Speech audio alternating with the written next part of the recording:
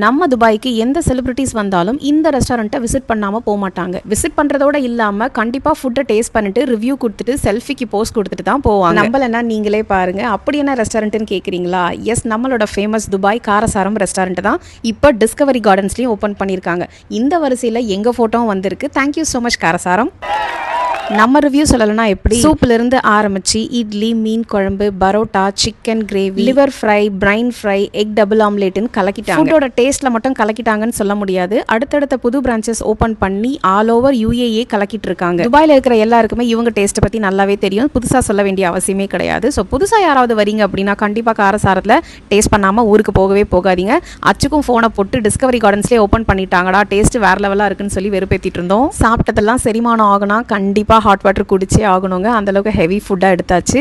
So நான் hot வாட்டரோடையும் அவர் நன்னாரி சர்பத்தோடையும் முடிச்சிட்டாரு. Taste சூப்பராக இருக்குது. கண்டிப்பாக ட்ரை பண்ணுங்கள். தேங்க்யூ.